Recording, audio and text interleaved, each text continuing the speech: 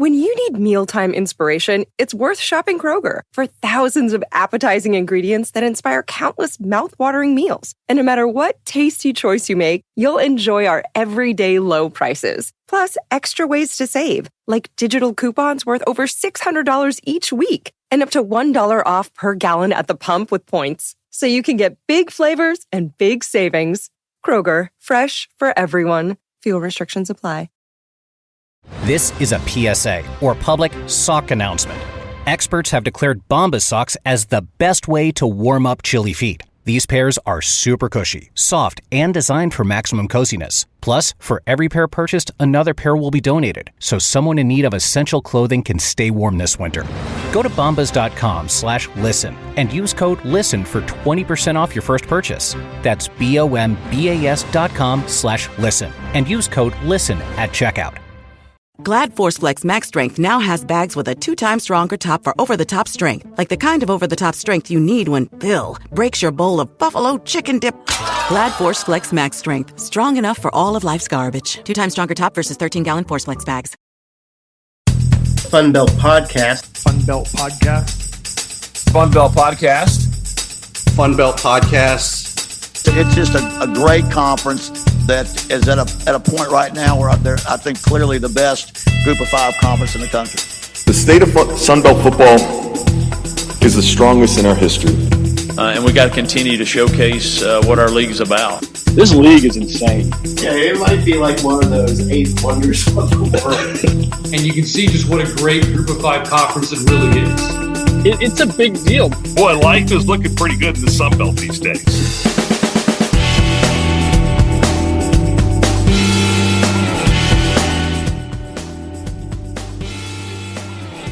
Welcome back to another episode of Fun Belt Podcast. My name is Jeremy Harper. I'm with Hellraiser.com. Joining me tonight, good old Shane Mettlen from the where are you from again? The Daily News Record. The powerful East Coast paper, the Daily News Record. It doesn't get any better, by the way, Shane. I know. with a billion readership, by far, some of the highest advertising revenue in all of the newspaper community. Don't get me started on that. I'll get in trouble. Also joining me, Dusty Thibodeaux from the Warhawk Report. Thibodeaux is riding high on his team's 1-point victory over the Boobcats. I'm not sure if we'll be able to get a word in edgewise when we talk about the Warhawks, but congratulations, Tibbs. Yeah, you guys actually saved my betting week. You almost.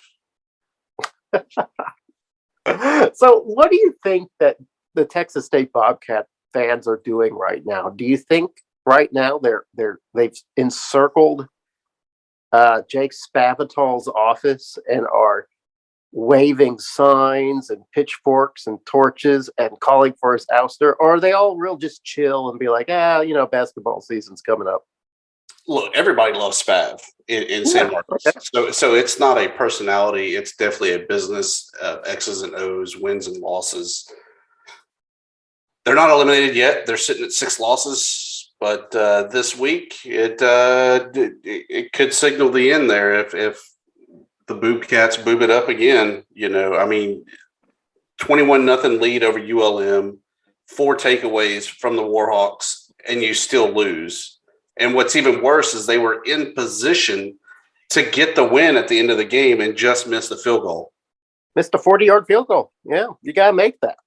And that's like the 3rd straight loss they've had. That was less than a score, like a 1-score game. And they've lost 3 straight that way. That is a miserable way to lose. But speaking of losing 3 straight, Tibbs, what's going on with James Madison now? What's happened? Ever since beating my Red Wolves, James Madison has endured 3 losses.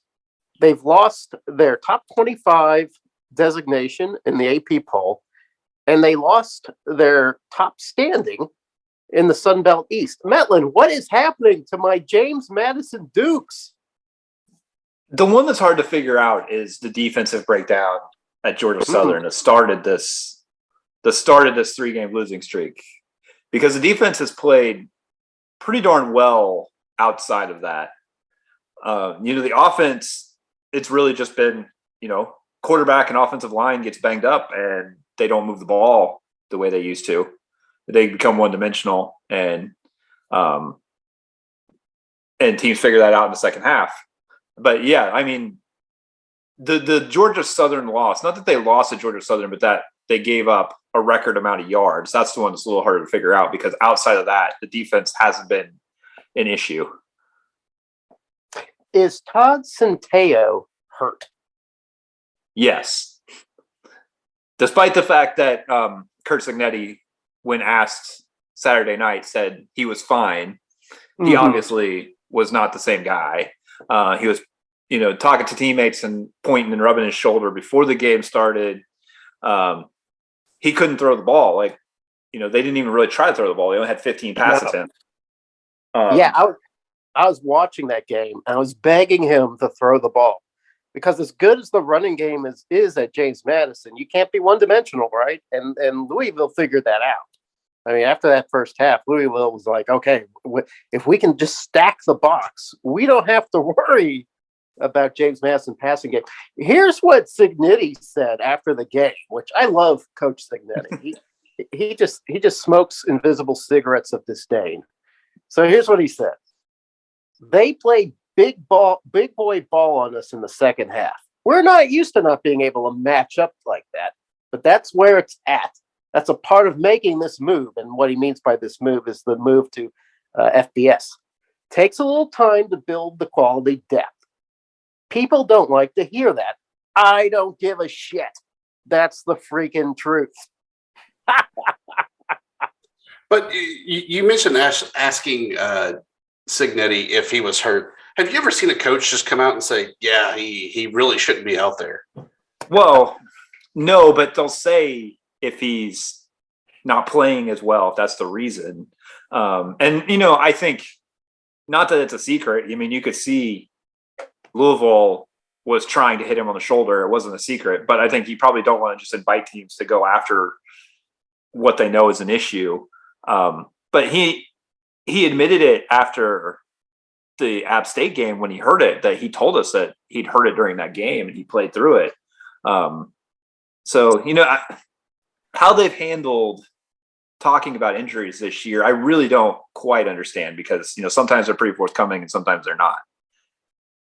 Yeah, well, maybe that's part of the FBS too. You feel like you have to keep that information close to the vest, because a lot more people pay attention now. So I don't know, but I will say this, that was a tough game to watch in the second half, simply because, hey, I'm just going to admit it.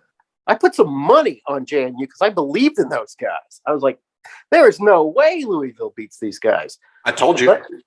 You did. You told me. Awesome. But here's something too that kind of strikes me about the West, or about the Sun Belt East, that just sort of came suddenly, that I didn't expect it to end in this way. Although I guess there's still some wacky things that can happen. Coastal beating Appalachian State, that pretty much closes the door on the East. Am I right? I mean, I know statistically, technically, there are ways for Coastal Carolina to fall to some teams, Georgia State being one of them. But pretty much Coastal has this locked up, right, Tibbs? Yeah, it's theirs to lose, and I don't see them necessarily blowing everyone out the rest of the way, but I don't see anybody that can circle that game and say there's a win. It's like they play rope-a-dope. It's like they come out to an early lead, and then they just sort of like kind of poke you as the other team chips away at that lead.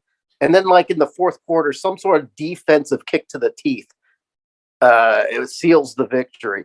Mettlen, is this really how Coastal Carolina is going to win the championship, by coming away with these kind of one-score victories?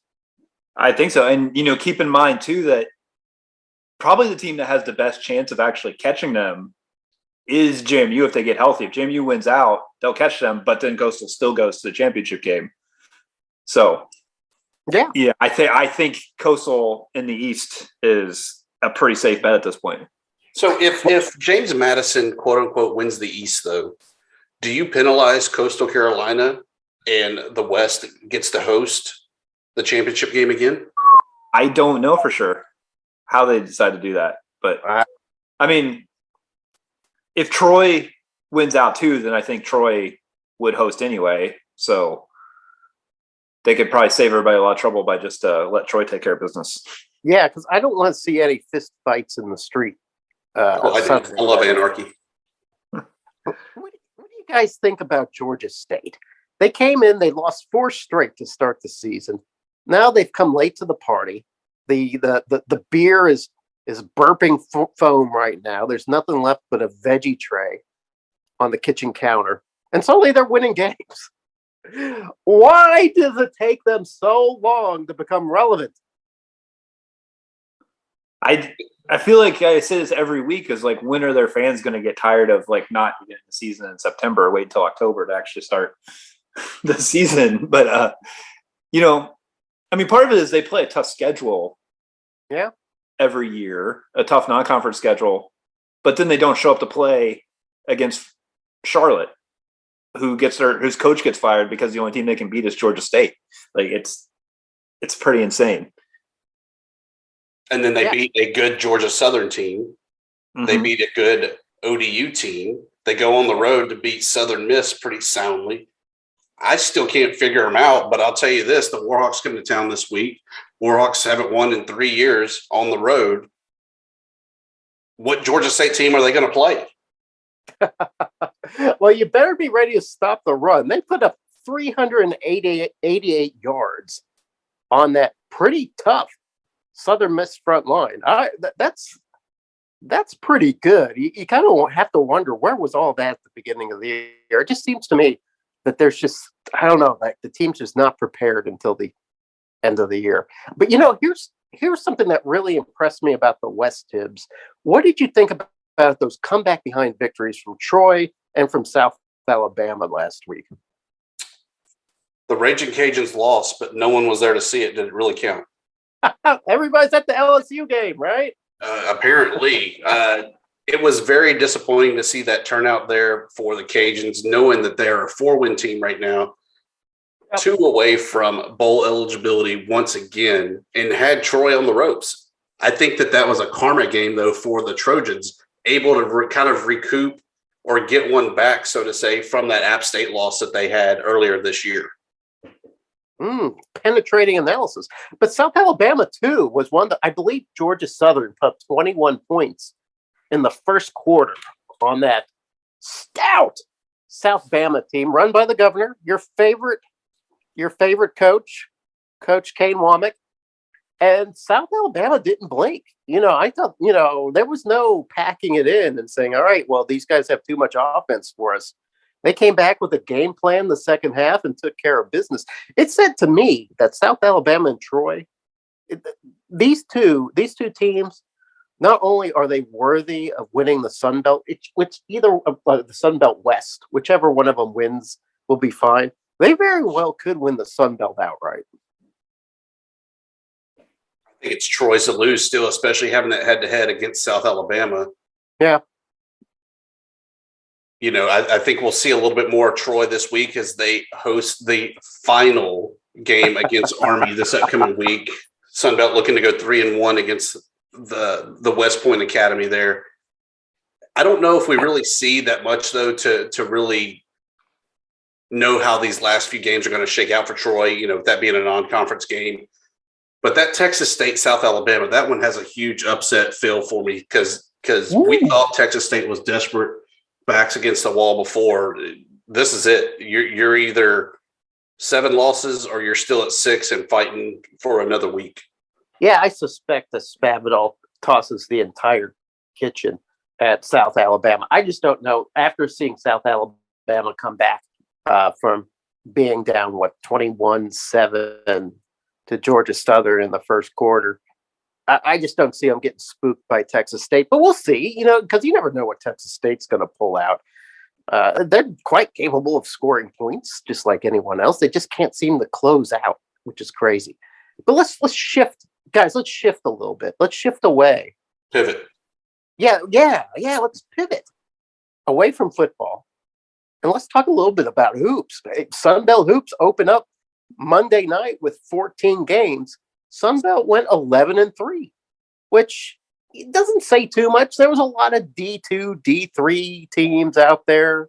There was a lot of blowouts. I think we had two teams, your ULM Warhawks and maybe Texas State, that played what I would call Power 5 teams. Kind of an upset there with Marshall and Queens. You said that Queens is pretty good. I've never heard of Queens. I kind of consider it an upset. Shane, let's go with you on this. Just on a broad spectrum, your JMU kind of blew out your opponent pretty well in a record fashion. How did you see the opening night of Sunbelt basketball? Sort of uneventful because, like you said, I think there was only 3 D1 versus D1 games, and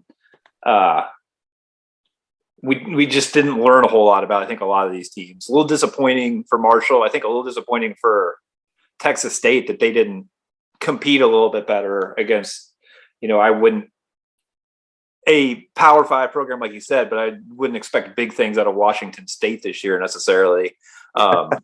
So, yeah, I mean, a little disappointing, I think, probably in the Division I matchups, but I think we also didn't really get a chance to learn too much about the teams that I would expect to be in contention for the Sun Belt title. So looking forward to the next few weeks, I think, to kind of really figure out what's going on in basketball.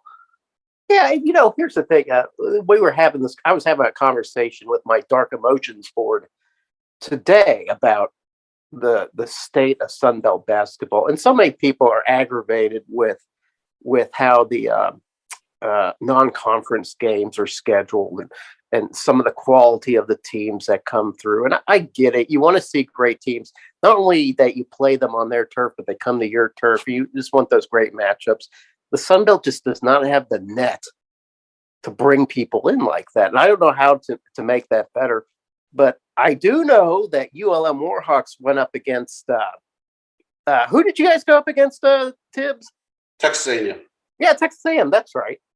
It was something like a 30-point loss, right? Yes, 33 points. Yeah. So, but thanks for bringing it back. I noticed that you were watching the game on Twitter. What did you think? Metzkavili hasn't missed a beat.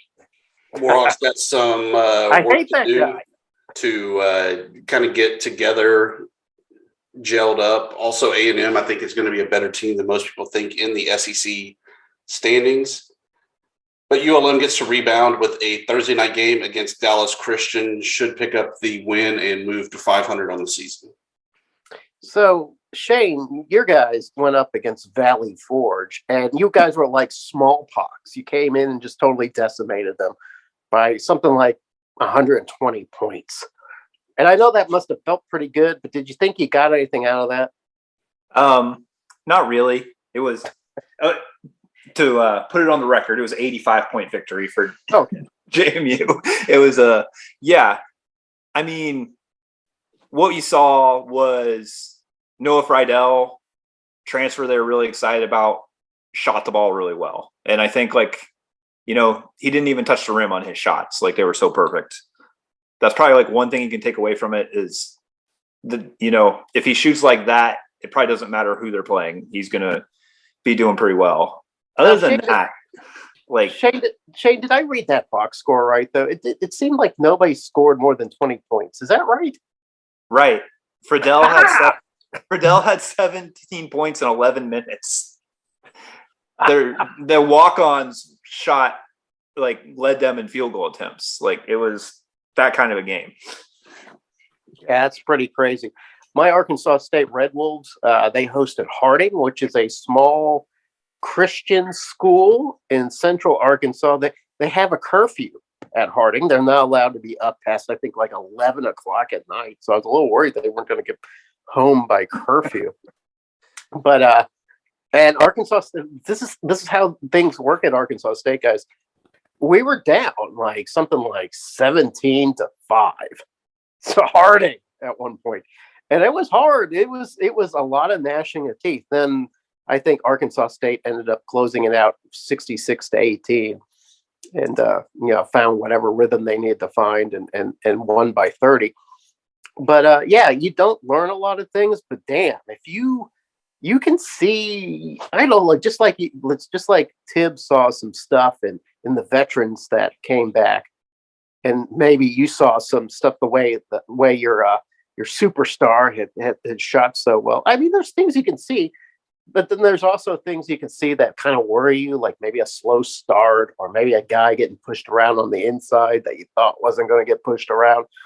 So I think there's some value into the first night of the season, but yeah, it would have been nice to see some more competitive games. And before we move on from that, guys, I wanted to ask your opinion on the new Sun Belt MAC showdown. What do you think? Well, I think it kind of goes into what we're talking about, is getting those more competitive games. I asked Byington about it after the JMU game, and he's like, it's great. It takes 2 games out of my hands of trying to schedule, where, he obviously couldn't fill the opening night with a, meaningful opponent. And now that's 2 games against what should be evenly matched teams that we'll see, one in November and one in February. And it should help the league overall, I think. Yeah, I think more peer conference games is great for the Sun Belt. So, Tibbs, what do you think? Was the MAC the right place to go? I know I in my heart, I kind of wanted to see like CUSA, because I think Mettlen made a comment to me about how maybe there's just not enough competition with CUSA. There's not enough teams. But I just kind of hate those guys. I don't hate the MAC, but maybe I can grow to hate the MAC. I like the MAC. There's nothing wrong with the little MACs in our lives. I think some of the bigger mid-majors would have been maybe a better fit. Something like the Summit, Ohio Valley, or one of those, to try to get the more regionalized mid-major matchups. But the MAC's fine. I mean, they're peer conferences in football, so I'm sure there'll be some more games leading into that. We play MAC in several of the bowl games, so why not bring them over into the basketball arena as well? I know several MAC teams also travel south, knowing that the weather is much warmer in the south than being up north. So there's some early MACtion on the baseball diamond as well. One other thing, though, about basketball, as much as there was whoopings left and right, we were close, but we did not break the single game high scoring mark by South Alabama of 156 back in 1994. Man, I think we had a couple games that encroached on that. Am I right? I know that JMU did. It seemed like App State. App State. Yeah. It looked like the Cajuns were going to at one point against Centenary, and that didn't quite. They kind of took their foot off the gas. But yeah, wow. So I don't know. Maybe the Sun Belt is finally finding some shooters. Hey, are we ready to get back on the South Alabama train? Are we ready to do that, Tibbs? Not happening. No, we're not going to do it. We're not going to fall for that shit again. So, speaking of, actually, this is a terrible segue, but I'm just going to do it anyway. Congratulations to ODU winning the Sun Belt Conference soccer championship. Power of the show once again, having head coach Angie Hine on earlier this year. She downplayed the strength of her team and gave us a bunch of coach talk. Woe is us. We're not going to be good. We hope we have enough players to field a competitive team and everything else that she said. We're so inexperienced. We're going to die. Yeah. I think we listened to it then, but we were all kind of whispering in the back of our heads, bullshit, you're going to win. Well, did they sandbag it in the regular season? Did they sandbag it? I mean, they get that 6 seed. They did not dominate the season. They struggled. I mean, I know Arkansas State beat them at ODU. So it was like not like they were just dominating the Sun Belt, but then man, they came to the tournament and they took care of some business. So congratulations to the Monarchs. Like, who did they beat? Didn't they beat another newbie James Madison. Yeah. Yeah, that's right. Oh, Jimmy Madden. Well, and what was interesting about that game, ODU shot out to a 2-0 lead and was just kind of coasting leading into the break there. And then next thing I know, I think it was 4-4 into regulation. It's 3-3. I was watching some of it as we drove back from Louisville, and it was interesting. Like JMU was scoring on PKs. ODU, there was a couple times where there's like collisions in front of the goal, and like the ODU person just stood up first and was able to tap it in, and it was kind of wild for considering that JMU had a whole bunch of 1-0 games all year long. It was pretty wild to see that many goals scored in weird fashions. Yeah, because wasn't the thing that nobody scores on JMU, and it's 3-3? Like 13 shutouts this year. That was like a softball game or something. Oh my God. It was. But congratulations to JMU too. The two teams new to the Sun Belt. They came in, they had great showings. Well done. How about the men? Have the men completed their tournament yet? Nope, still going on. Okay, who's in? Who's still in? Well, JMU upset number 2 seed and 5th ranked nationally Marshall on their field in the first round. So JMU plays Georgia State tomorrow, I believe. Or maybe that was today. I might actually check. All right. I'm not up to date on it. Kentucky, second ranked national Kentucky is still in it too. I think it's going to be hard for anybody to beat them now that Marshall's out. Yeah, I believe Georgia State beat Marshall too. So that's all kinds of weird goings on. I did enjoy seeing Kentucky won the regular season championship. And when they handed the guy the trophy, he just kind of looked at it like, whoa, what is this? I guess expecting it to say SEC or something on it. But it was just a great reaction to see that from the Kentucky guys. A bunch of Germans in men's soccer who probably don't understand American college sports. Yeah, but I hope they prominently display that in the case along with their national basketball championships. Yeah, Sun Belt title. Let's do it. Well, remember, they're a basketball school. They make sure they let everybody know that. No, let's not jump into that imbroglio. We don't want to have to fight between the football team and the basketball team with that. And let me ask you this before we move on to prognosticating with second and short. How much whiskey did you have, Mettlen, when you were in Louisville? Enough. I've been thinking I didn't overdo it, but I had a couple of drinks on Friday evening. I've been thinking about it so hard. I dreamed about a whiskey menu that was so it was so prolific and how much whiskey was on it. I could not make a choice. Was that how it was? If we get into conference realignment again here in the coming months, okay, I would like to see the Sun Belt do whatever it takes to get Louisville in this conference. That is an amazing city. I would love to be going back there every year. Did you pick up any like good bottles? I didn't. But I made notes of what I want to pick up. Most of it is kind of available most places, so I didn't really pick anything up and bring it back on the drive. But did you spend the $90 on a glass of Pappy? No, and the prices have gone up since they posted that menu online, so I did not spend that much. But whatever the bourbon equivalent of a sommelier is, the man at Jockey Silks in downtown Louisville was a tremendous help to us figuring out what we wanted to drink. It was fantastic. I'm giving him a plug, and hopefully they'll get some business because that man was a fantastic help for the newcomers in town.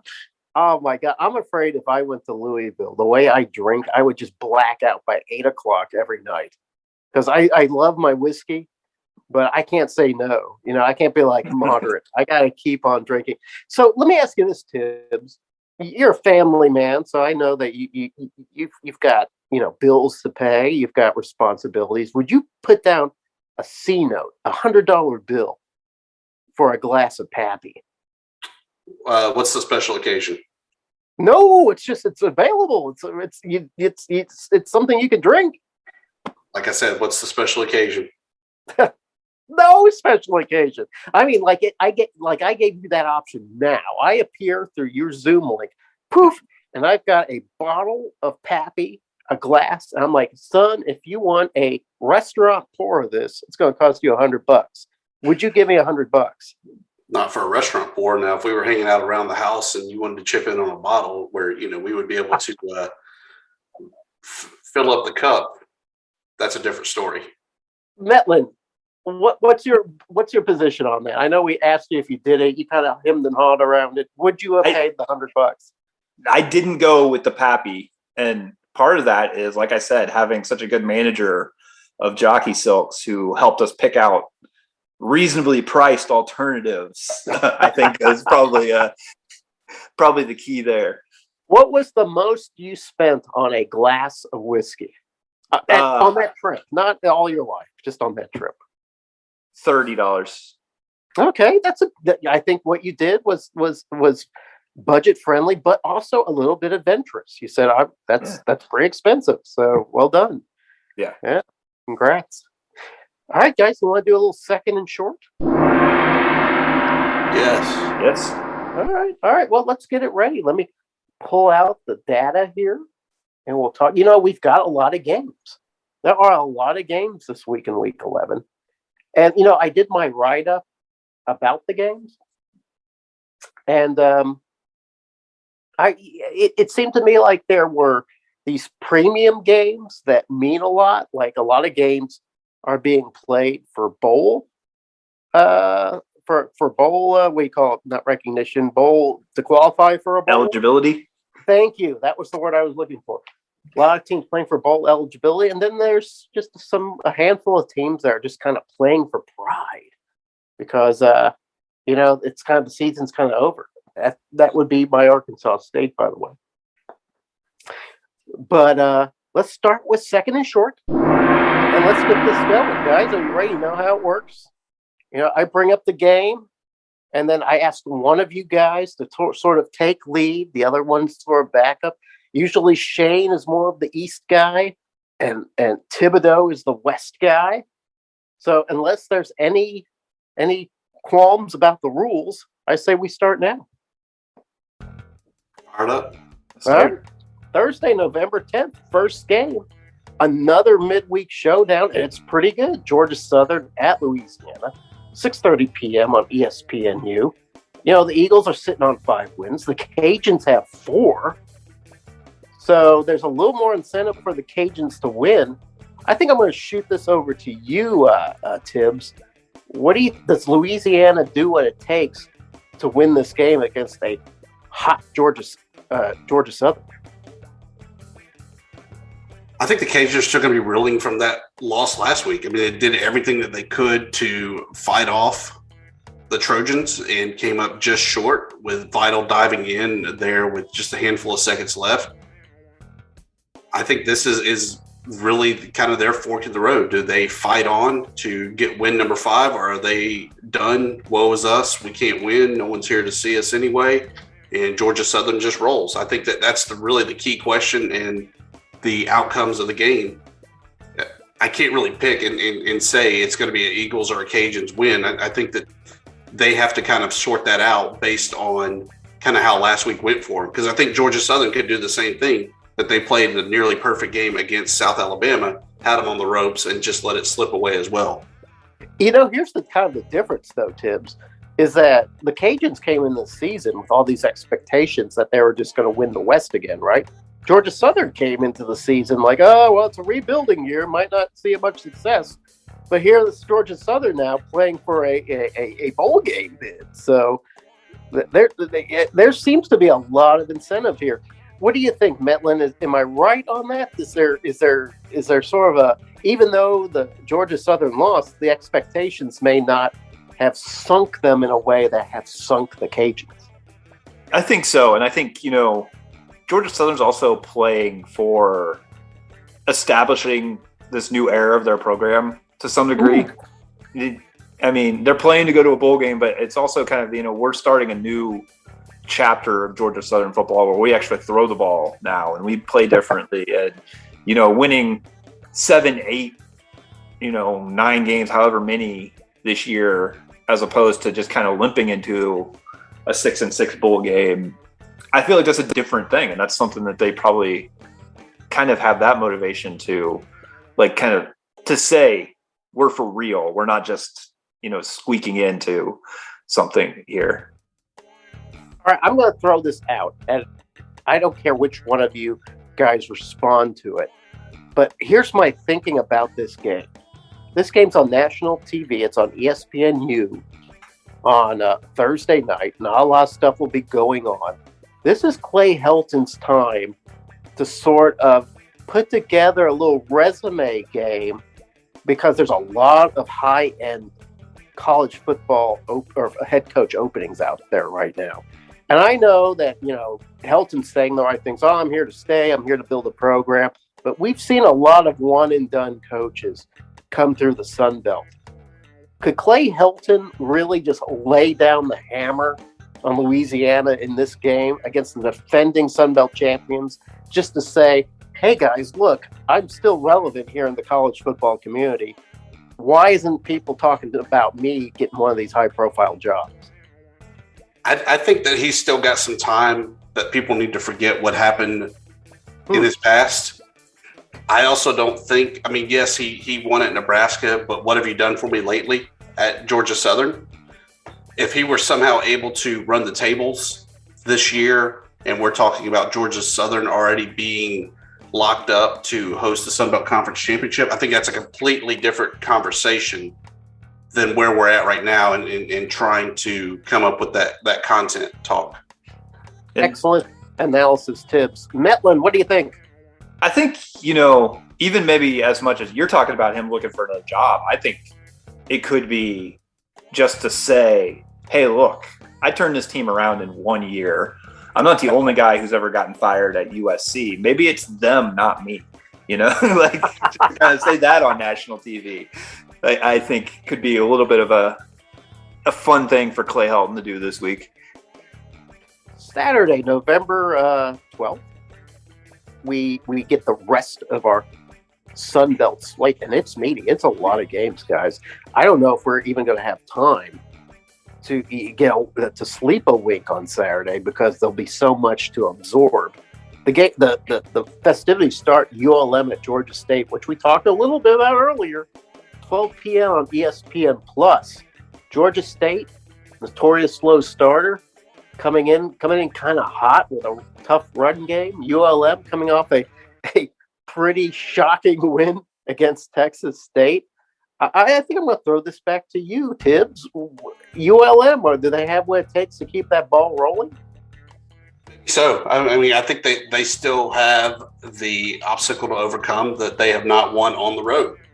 So until you can show that you can win on the road, I'm not buying in, and I'm going Georgia State to win the game. I think the spread was down to 14.5 points. Sounds about right, that the Panthers roll by about 10 points. Yeah, you are absolutely right on that Vegas spread. 13.5 points for the Panthers. 13.5 points for Georgia State, Mettlen. What do you think? I kind of like ULM to cover that. Ooh. And, make this like a pretty good game at the end. And, Tibbs talking about winning on the road is kind of that next hurdle for Terry Bowden to climb when you're completely rebuilding a program that's been as down as them. And, as a Kansas alum, I've seen this progress, and that first road win is like the thing you really celebrate. And Georgia State's kind of the place to do it in the Sun Belt, where, they don't have a huge fan base that shows up strong for their home games necessarily. And what they do have kind of turned the page to basketball to some degree at this point. Looking forward to, they play Georgia Tech in their new basketball arena on Saturday. Maybe that's where all the fans are going to be. Like, I think it's a little bit of an opportunity to slip in there if you're ULM. But on the other hand, I like the way Georgia State's playing recently to some degree. So I think it's going to be a close one. I think I think the 13.5 point spread is pretty wide, but I kind of think Georgia State's going to pull one out late. Yeah, I don't know. You know, Marcus Carroll and Darren Granger and the rest of that team, 388 yards rushing on Southern Miss. God, that's just a freight train. If our good friend Ben was here, he would be tooting the engine right now, toot, because I think that's the Georgia State that the nation expected to see early on. You know, when everybody was talking about how Georgia State was going to do some upending in the East, that they were the dark horse, that they were the new rising power in the Sun Belt. We're seeing what that was supposed to be now. And it's kind of too bad for the fans, which we know there's not like a ton of fans, but there's some fans. It's kind of bad for the Sun Belt in general that they wait so long to get that train rolling. But I think you're right. I think 13.5 points sounds good for the Panthers. Hey, here's a battle coming up next of two Sun Belt newbies, and they're both 0 for their last 3. James Madison at Old Dominion, noon, ESPN Plus. We talked a little bit about James Madison's struggles following that game with Louisville, the game where Shane was busting the petty cash by splurging on $30 whiskeys against Old Dominion, who ever since, like, for that brief time that they were atop the Sun Belt East standings, they just haven't really pulled it together since. Mettlen, what are we going to see in this game? Both teams are just so beat up and injured and missing guys that were key guys that are now out for the season. I do tend to think JMU is getting a little bit healthier. I don't know what to expect maybe from Todd Centeio. But I think even if they kind of have to go back to running the ball like they tried to do against Louisville, they can do that a little more successfully against ODU than they did against a pretty solid ACC team. We're looking at an 8-point line. JMU's favored. I kind of think that sounds about right for this one. 8 points. Would you, Tibbs, with all of your knowledge of gambling, would you take those points? It's 8 points for who? For James Madison? For James Madison. No, because I think Old Dominion wins it straight up. This is a home game for them. I think that the Monarchs get the ship righted, roll on. Ricky Ronnie with another win. I think Zach Kuntz is back this week. Hayden Wolf, 300 yards. Home team wins. Don't be surprised that the crowd's pretty close to 50-50. Yeah, aren't they? How much distance is between these two camps? It's about 3 hours, but ton of JMU alumni in Richmond and Hampton Roads who bought up tickets from Virginia Tech fans who bought season tickets at the start of the season for that game. So yeah. Old Dominion, that stadium's pretty small, right? It's pretty tight. It's pretty small, yeah. Yeah. There'll be enough JMU fans to make noise there on Saturday. I don't know if the home field advantage is going to be like a huge one unless ODU's just making the noise with their play. Now, Shane, is this a rivalry? Is this a rivalry game? It is. It's interesting because the fan bases hate each other, but they've only played twice in football because ODU has only had football for about a decade. And so they've only played twice in football, but it goes back to the old CAA days in basketball. They hated each other. Women's basketball had really good programs in the 90s, early 2000s. Even field hockey was like national championship relevant when they'd play. So it's a rivalry that's going to turn into a football rivalry starting Saturday. Very nice. Good reason to watch. All right. So speaking of watching, I guess I'm going to watch this game because I am a citizen of Arkansas State. UMass comes all the way down from Massachusetts to visit Jonesboro at Arkansas State. UMass, an independent, one win. They have that win against Stony Brook. Vegas says Red Wolves are a 17-point favorite, which, gosh, I haven't seen a number like that for the Red Wolves in quite some time. Tibbs, do you have any analysis for this game other than Arkansas State had better win it for the Sun Belt? Yeah, I mean, never better words than what you said right there. I think, though, you remember last year when it was UMass and Buffalo playing Coastal Carolina, we were like, oh, well, they're pretty good. They might be able to hang. UMass is terrible, and that's putting it as nicely as I can. If Arkansas State can't win this, Butch Jones was involved in a high-speed crash this past weekend. That's pretty indicative of how the season's going if they can't beat UMass. Yeah. Go ahead, Shane. What do you think? Why is UMass playing FBS football at this point? When I don't know. I guess they can't get into a conference. Nobody cares about their football team. They're got a good spot in the Atlantic 10 in basketball. Like, why are they even playing FBS? Why aren't they like Villanova at this point? If Arkansas State, like Tibbs said, if Arkansas State can't win this week, then the car crash is extended beyond the recruiting trip this weekend. Now, for the increased fortune to coach, Butch Jones, is that they're coming off that bye week. And Arkansas State was really dinged up. I know JMU's been, everybody's dinged up, right? Yeah. But Arkansas State, I think they've had 44 players start at some point. So it's been really just kind of crazy for Arkansas State. That being said, yes, they've got to win this game. And it's not even like a matter of, well, they've got to, even if they keep it close, it's all right. They've got to blow out this team. This is like playing like a junior level FCS team. This is how bad UMass is. So, yeah. So put your money on the Red Wolves. 17 seems like a lot of points. Honestly, I feel like Butch Jones does whatever he can to get those points and supersede those points because he's got enough hot air breathing on the back of his neck to where he's whined and complained about not having this bye week come up. He's got his bye week. His guys are healthy. Something better happen.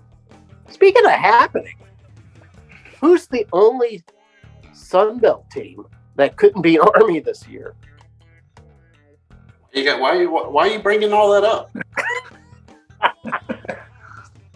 Army comes on a 1-game win streak against the Sun Belt after having fallen to Coastal and Georgia State. They beat ULM, which is too bad.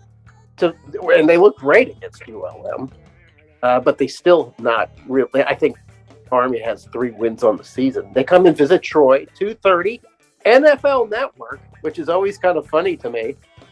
I'm going to throw this over to you, Tibbs. You've seen Army firsthand. Does Army have a chance to beat Troy, who only gives up 113 yards on the ground per game?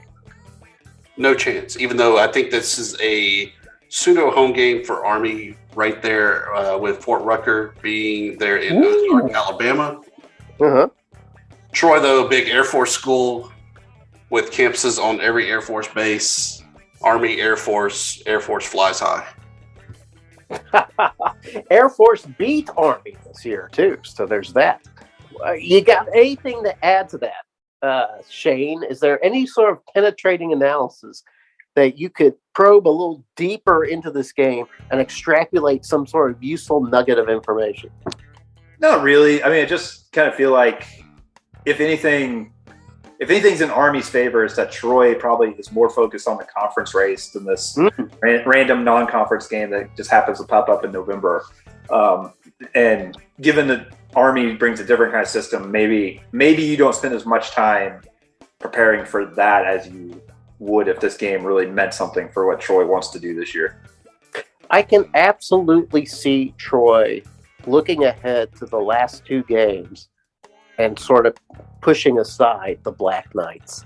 Except, I do think that John Summerall just isn't that kind of guy. Yeah. So he seemed like a guy who would be like, hey, let's focus on this week's opponent. the way they came back from the Cajuns tells me everything I need to know about Troy. And that's Troy is just going to try to win the game no matter what the odds are. Speaking of odds, well, actually, there are no odds. Well, the odds is that they're pretty much even. That's what Vegas says, that this game is a pick-em.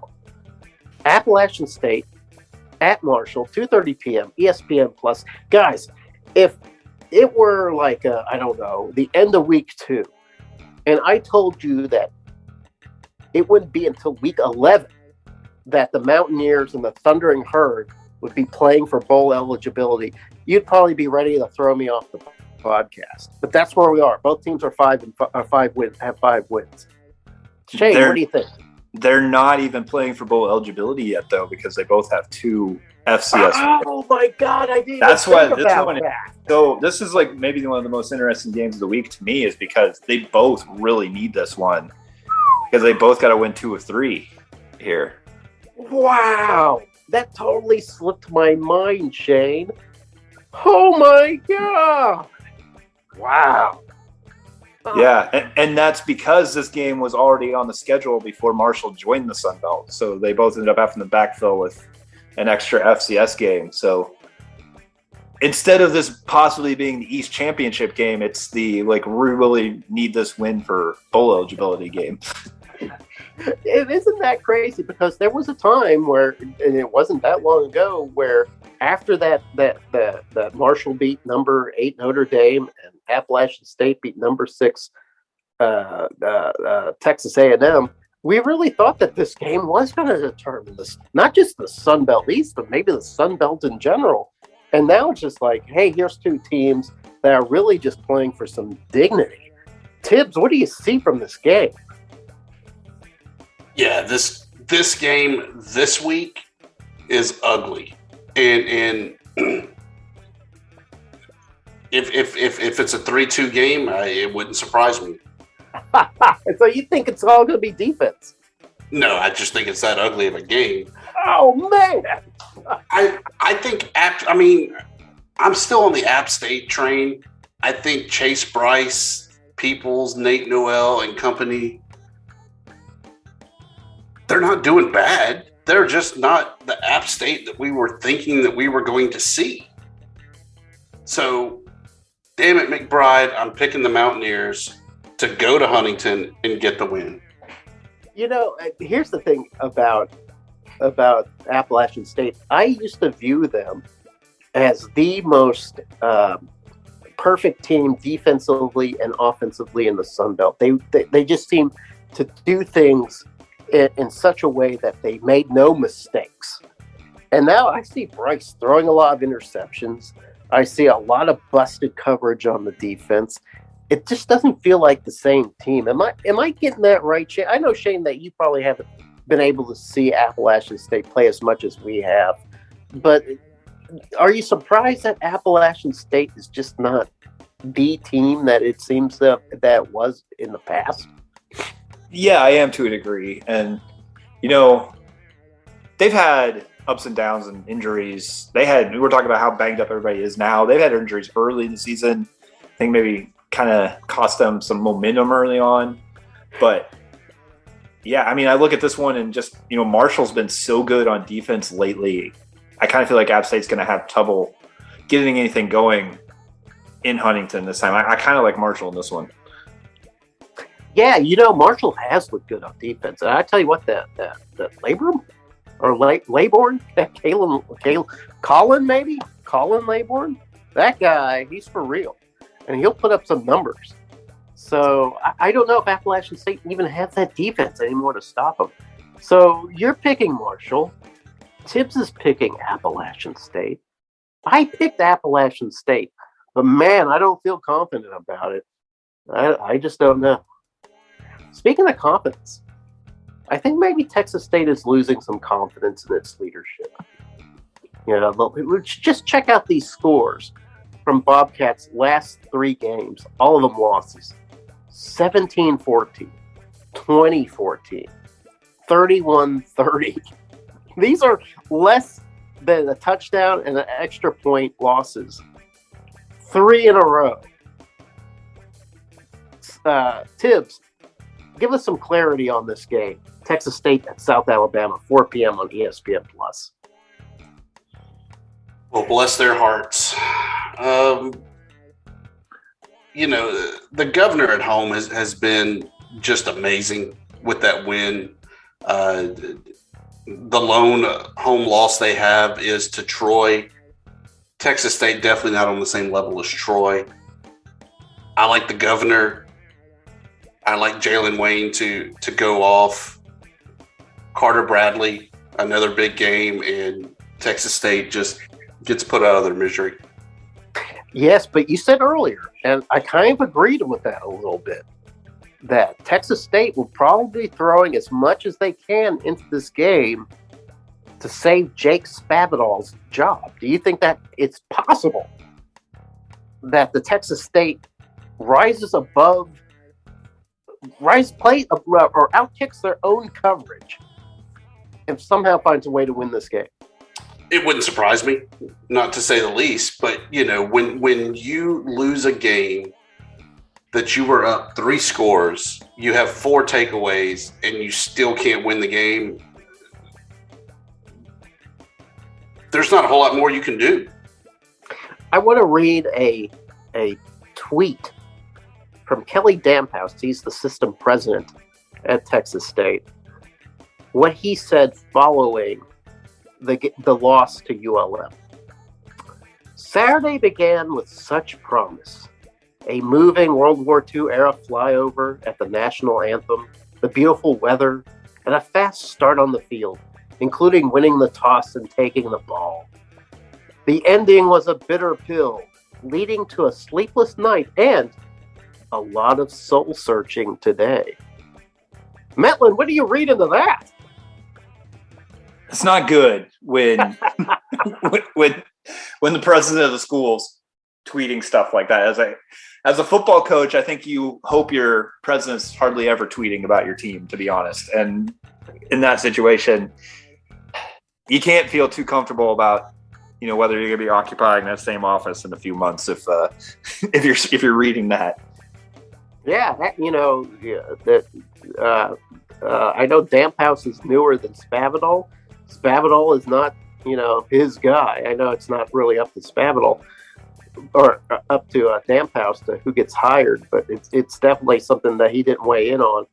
So I read that as Spavital done. That's how I read that. But I don't know. Things change. Maybe a big win against South Alabama would be enough to say, hey, listen, we've got some pieces here that can move over to next year. All right, last game, guys. Southern Miss at Coastal Carolina, 6:30 p.m. on ESPNU. If we had this game last week, it'd be a much bigger game because Southern Miss was coming in with that big win streak. I think they had 3 wins in a row. They're threatening to make some moves in the Sun Belt West. Coastal Carolina still maybe had some doubts as to whether or not they were going to seal the deal in the East. Now you come back next week, Southern Miss is kind of out of the picture. I mean, maybe I have to look back at the standings, but I feel like maybe they're done. And the Coastal Carolina has more or less shut the door. It's on ESPNU, a national audience. Is this a game where that has any implication other than the fact that Coastal Carolina is working against that top 25 poll? And I throw it to Mettlen. I'm sorry. Okay. I feel like Coastal's sort of building towards something, and that we kind of talked early on about how they were winning, but they weren't impressive, and now they just keep winning, and I think they're building towards what will be a really good season for them. But I just don't ever know what to expect from Southern Miss. I think they're done, and then they'll come out with a big win. I think they're bad because they got blown out by somebody, and then they come back. I think they have no offense and they figure something out. Like, it wouldn't shock me if you see a good performance from Southern Miss this week, but I do also think that Coastal's just figuring it out and sort of aiming to peak at the right time. Yeah, and Coastal just sort of invites great performances from their opposing team. I don't know how they do that. I don't know how they're 8-1. So, Tibbs, do you think Southern Miss kind of rebounds from that really brutal loss to the Panthers? Do you think they find a way to kind of collect themselves and go to Conway, South Carolina, and sort of redeem themselves? They'll definitely fly to Conway, South Carolina. I think they'll even win the first quarter. I think they'll win the first half. But then that mysterious rabbit foot that is Till, and wherever Jamie Chadwell has put it, shines, and the Shants once again pull off a lackluster win. I think it's funny that you mentioned the Chanticleer luck, because it felt like for a time that luck went to Southern Miss, with Southern Miss winning all those fourth quarter games. And it seemed like they had all that luck of the Irish. But quite frankly, Tibbs, I think it almost goes the opposite. I think Chanticleers, they jump out to that early lead, and then they have like Southern Miss just chip and chip and chip away, and suddenly they're in within one touchdown of winning the game, and then somehow Chanticleers comes up with like a drop kick from the top turnbuckle and just stops Southern Miss cold. That just seems to be the way the Chanticleers win games. I don't see them getting beat by the Golden Eagles, but damn, both these teams have had such luck of the Irish, and congratulations to Will Hall for having such a great season after the program had been in pretty much in the dumps. He just sort of pulled them out. And now, if they beat the Chants, they're bowl eligible, guys. They're going to a bowl game. And that's not something that people really expected from Southern Miss. So congratulations to Will Hall for what he's done. And you know what that means? That is the end of second and short. Guys, we did it. We crossed the goal line. Woo, we won. It's touchdown. Yes, spike the ball, Tibbs. Mettlen, dump the Gatorade. We did it. I'm going to let the goal line. There was something, Shane, that you mentioned, too, about Georgia State and their basketball program. I had no idea that they had a new head coach this year. How is that possible that I don't know that? I don't know. You don't pay attention. What happened to the old one? Where'd he go? SMU? Did he go to SMU? Huh. I don't know how I missed that. But yeah, I noticed that last night in the Twitterverse. They were talking about first year head coach gets his first win. I was like, what? Wait a second. I didn't know this. Okay. All right. So okay. Congratulations for Georgia State. So now I guess it's time for Thibodeaux's plugs, promos, and parting shots. And I think Thibodeaux should go first. What you got, Tibbs?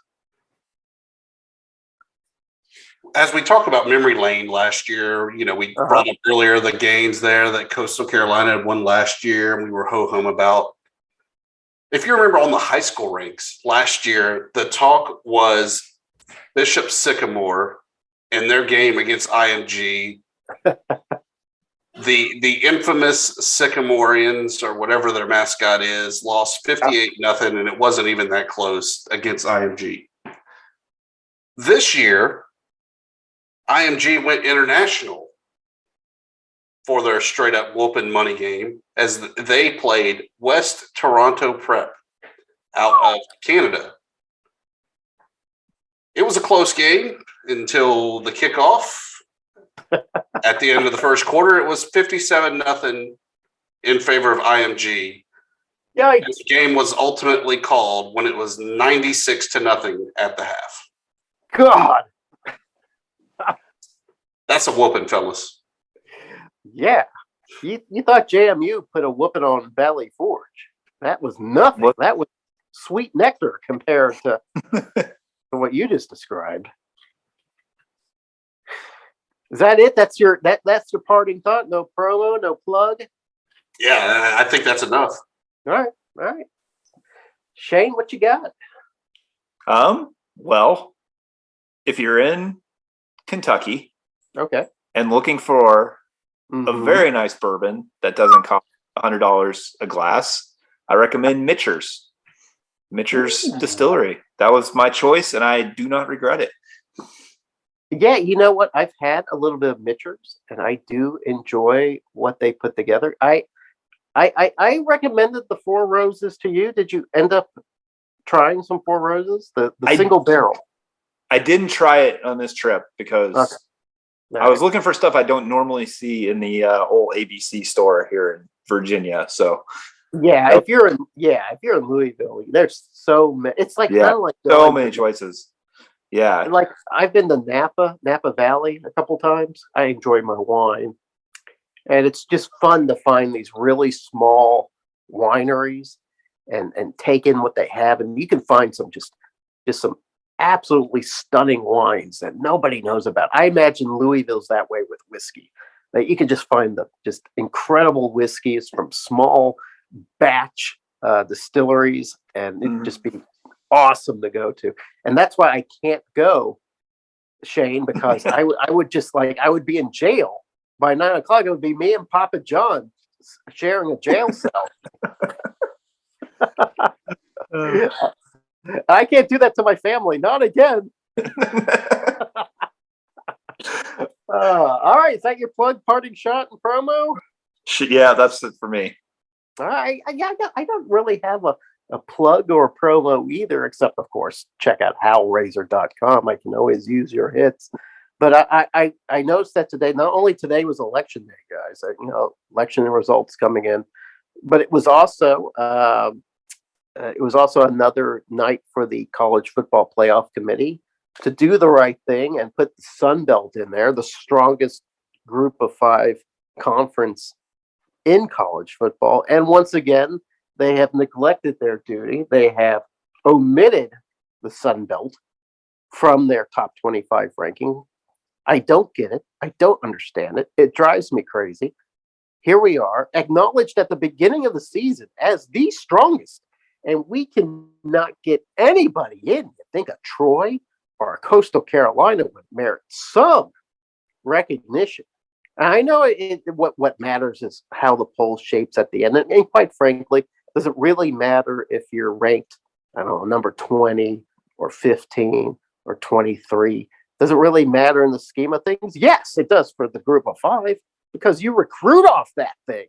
You recruit off that number that you got on the left side. So I know people are like, well, who cares? What matters is only really the top 8. Screw that. I want the committee to start paying attention and do their job and recognize the Sun Belt. And that's all I got, guys. That is my rant. I am finished.